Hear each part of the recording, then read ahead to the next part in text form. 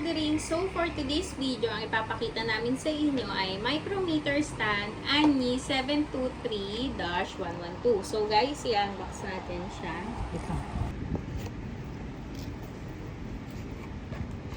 So guys, ito ang ating micrometer stand ANYI 723-112.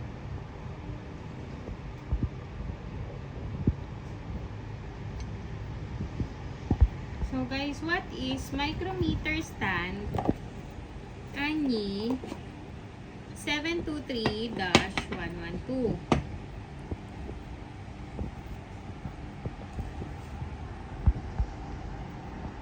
A micrometer stand like the one labeled ANYI 723-112 is a holder or fixture used to secure a micrometer in a stable position so you can take more accurate and repeatable measurements than you would holding the micrometer in your hand. What a micrometer stand does. Number 1.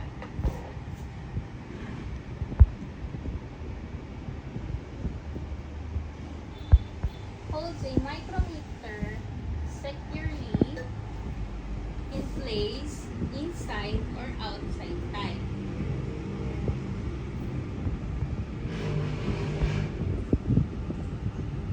So it doesn't move while you measure apart. Number 2. Provides stability and repeatability by eliminating hand tremors or accidental movement that gets to reading. Number 3. Frees your hands, allowing you to use one hand to orient the workpiece and the other to operate the micrometer. Number 4. Improves precision, especially when doing repeated measurements or working with very small tolerances. Typical uses.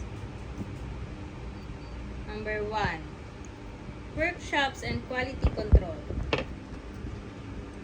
To routinely measure parts with a micrometer more reliable. 2. Laboratories and metrology. For stable measurement setups when precision is critical. Number 3. Manufacturing. Helps with batch inspection where consistency matters. In short, a micrometer stand turns your handheld micrometer into a bench fixture for steady, precise measurements.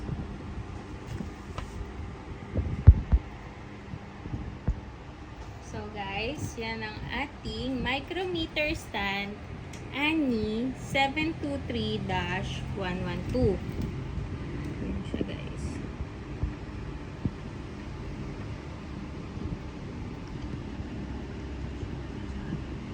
So guys, available siya dito sa aming shop. We have many stocks din po.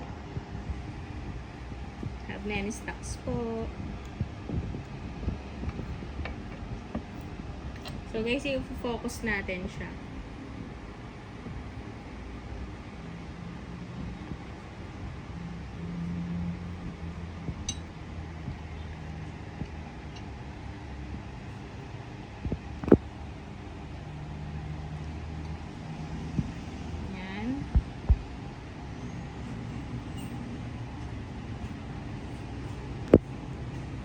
So guys, ayun lang. Ito ang ating micrometer stand ANYI 723-112. So guys, please subscribe our YouTube channel and TikTok account. Thank you.